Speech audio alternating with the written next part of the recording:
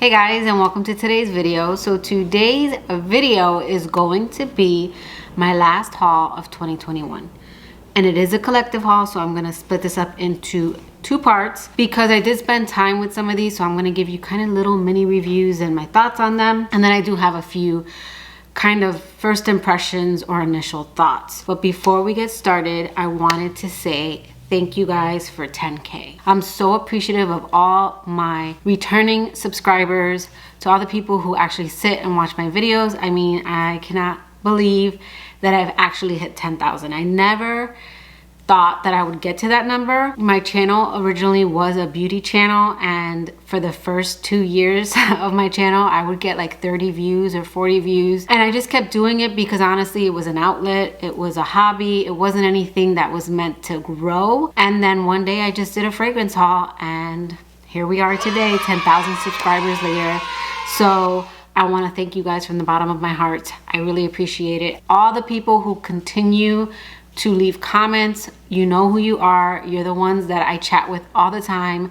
We're friends even outside of YouTube. I appreciate all you guys. So again, thank you. But without further ado, let's go ahead and get into the video. Okay, so first up is going to be the pricier of all the fragrances that I have here. So there's two fragrances I can smell that I've sprayed, and it's the one I'm gonna go over, and then the last one I'm gonna go over. One is expensive and the other one is dirt cheap. And that just goes to show you that price does not matter.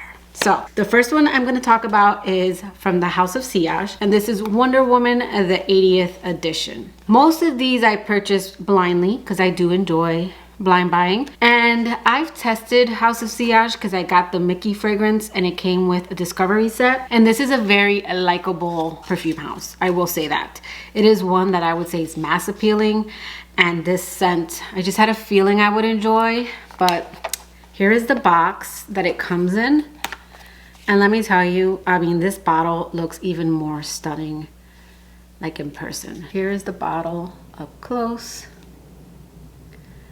And then it's got the Wonder Woman. And you can't see it that well on camera, but it does have like her silhouette on the side, and then her little headpiece, and then these beautiful crystals that are encrusted on the top as well as on the side of it. They're like star shaped. I will say that taking this off is a pain. So here is the top. Absolutely beautiful. This scent is a vanilla scent. That's what this is. And I am picky with my vanillas, and I want to be completely honest with you guys. While I do enjoy this scent and I think it's beautiful, unfortunately I am learning that if certain vanillas, like Vanilla Absolute, which just has, or vanilla bourbon or bourbon vanilla, I've seen it both ways. I've noticed that if it's very prominent and strong, it does make me a little queasy. So this has become more of a layering scent for me. This was the collector in me that picked up this bottle. When the original came out, it was, I believe, after her movie, like it was supposed to be an inspiration of that movie, and I wasn't crazy about it. It just didn't remind me of like the old school Wonder Woman, whereas this one does, with the gold and the blue and the red. So when I saw this, I knew I wanted it for collector reasons. It came with this, it came with a comic book, and then I also got this travel, and then like the actual travel holder, which is nice because again, I got her discovery set and now I have a little holder for them. Wonder Woman is described as powdery, sweet, musky, aromatic, amber, iris, fruity, vanilla, white floral, and citrus. And this has notes of pink pepper, bergamot, davana, jasmine, caramel, orris, raspberry, vanilla, musk, and amber. This, I can't pick up a lot of the notes. Like, this doesn't open up super peppery or very bright from the bergamot. This to me is a very vanilla forward scent, in my opinion, at least on my skin and on this paper. And I saw that this is compared to Van Cleef & Arpels Orchid Vanille, and I would have to agree, except this one to me performs better. This is one that I can smell throughout the day, which is why I have to layer with this one, because the vanilla in here is very strong. And again, I've been spraying perfumes, and this one and the one that I'm going to talk about at the end are the ones that I keep getting wafts of. But this is a very creamy, kind of powdery vanilla scent. And I don't really get much else from this. It's not overly complex. I saw this was also compared to Pink Sugar. Pink Sugar is more of a burnt sugar scent to me, and it's a little bit like the notes in that one are a little more harsh. I don't see that comparison. To me, this does smell a lot like Van Cleef & Arpels Orchid Vanille. So this was more so the collector in me that wanted this scent. Next is this that came with it. This one is beautiful. This is Hot Bijou. So this is fruity, tropical, powdery, citrus, sweet, woody, vanilla, floral, and iris. So this has notes of mango, blackcurrant, grapefruit, iris, Cairo, corund. It looks like a type of flower, heliotrope, vanilla, cedar, and amber. And again, I don't really get too many notes. This is about the accords. For me, this is kind of tropical. It's fruity, it's floral, but it's got this spiciness to it. And it's gorgeous. This is one that I'm seriously considering buying a full bottle of. I do have 2 travels of it, so I'm gonna play with it more because, you know, these cupcakes, they're not cheap. But they always have amazing sales during the holidays. So I'm gonna play with that, and I figured next year, maybe I'll pick up a bottle. Okay, so next we are gonna talk about Maison Margiela replica perfumes. I did pick up Coffee Break and Whispers in the Library. Now, Whispers in the Library was a blind buy. I actually picked this one up after watching one of Coco Peb's older videos where she talked about the line. And then I picked up Coffee Break after I tested it. My girl Takara sent me a sample of Coffee Break, and I really did enjoy this scent. So we'll go over Coffee Break because this one I've sampled. Yeah, this is a very cozy, sweet, lavender, clean coffee kind of scent. The coffee in here is more like a very cozy kind of coffee shop, and it's the aromas that are in the air. You're getting the aroma from the coffee, you're getting something kind of lavender. And because the coffee shop is maybe, it's got like wooden chairs and stuff like that. But yeah, it's a bunch of like aromas in the air. It's a very comforting scent. This is creamy and cozy coffee is the fragrance description. So this is described as lavender, coffee, lactonic, warm, spicy, aromatic, vanilla, fresh, spicy, sweet, and woody. And this has pepper, orange blossom, patchouli, lavender, coffee, milk, tonka bean, siam, benzoin, cypral oil, vanilla, cedar, vetiver. Again, it's about the accords for me because I don't get a lot of these notes. I do not get orange blossom. I don't get patchouli. I don't get, I mean, there is something fresh, spicy about the scent, but for me, it's more like aromas. It's like aromas of coffee, lavender. It's kind of creamy and lactonic. And again, cozy. This is gonna be a scent I'm gonna enjoy on rainy days. Kind of like Whispers in the Library. Because it's kind of a gray kind of scent. Like my Gris Dior is a little gray. This one's a little gray. Whispers in the Library. Another gray scent that I have that I'm not in love with yet is Alien Mirage. They're kind of like gray scents. Whispers in the Library. This doesn't really smell like a library per se. What this smells like more to me, because there is a waxiness to this one. This to me smells like if you're flipping through a magazine, like the pages of a magazine, and maybe there's an insert of like a sample of men's cologne. Because this does lean a little, it is unisex, but it leans a little masculine, but it's more of that waxed paper that you get from like a magazine. This is woody, vanilla, fresh, spicy, and powdery. And this has vanilla, woody notes, pepper, and cedar. And the fragrance description is paper and waxed wood. Like I do get a little bit of like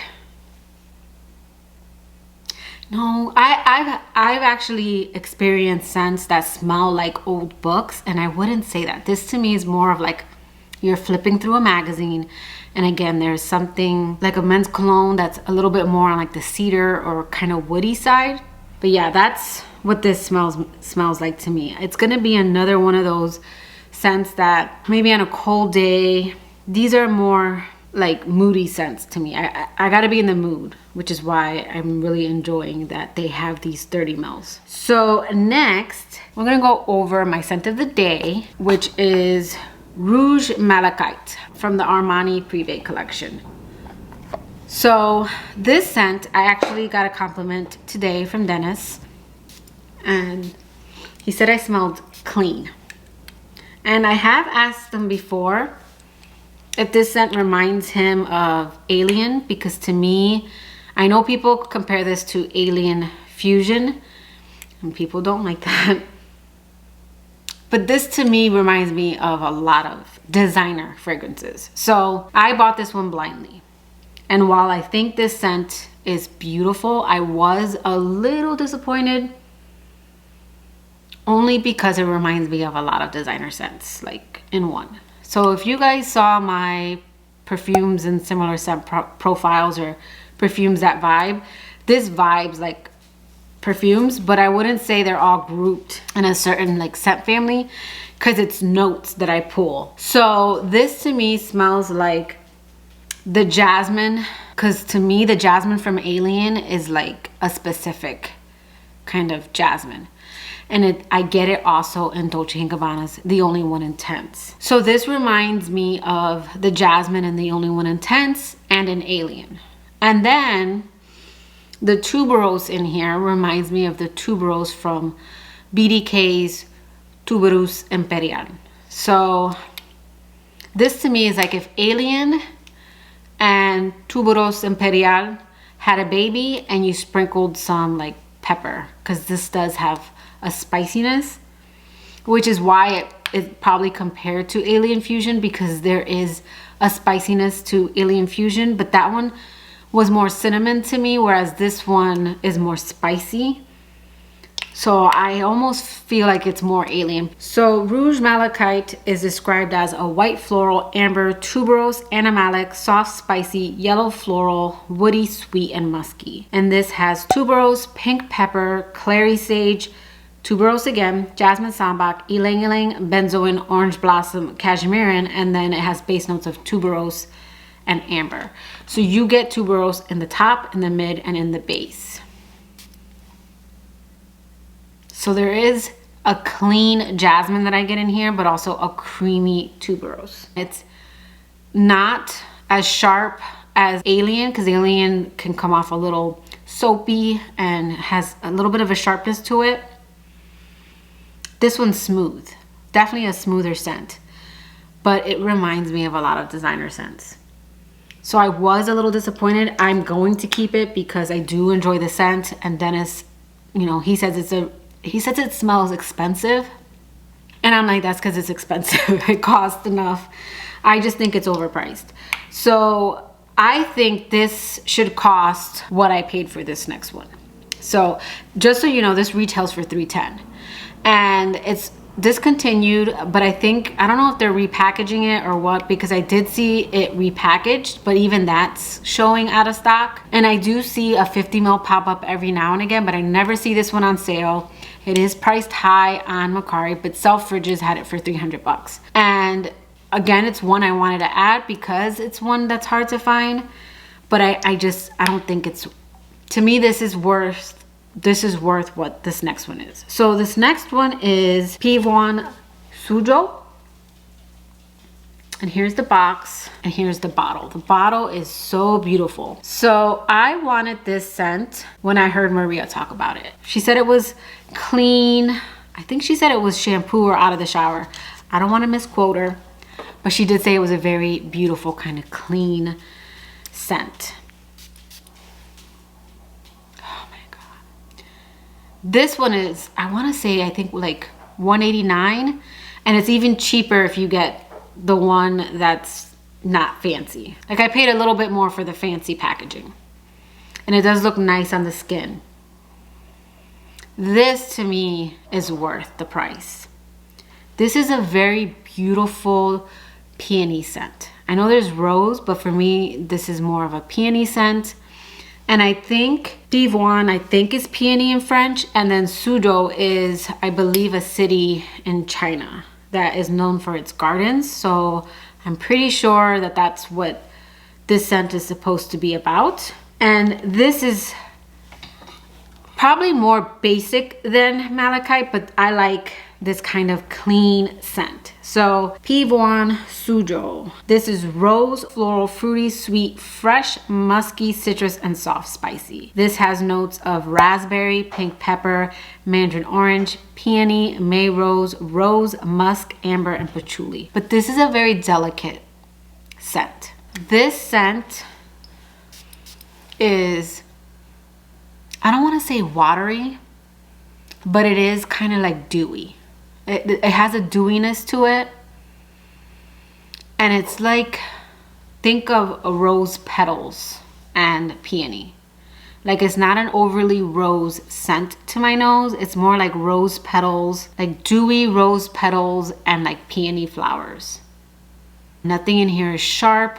When you want to smell clean, fresh, and out of the shower, a spa day kind of scent. Yeah, this one. This is beautiful. This one was a nice surprise. Like, first of all, it wasn't as expensive.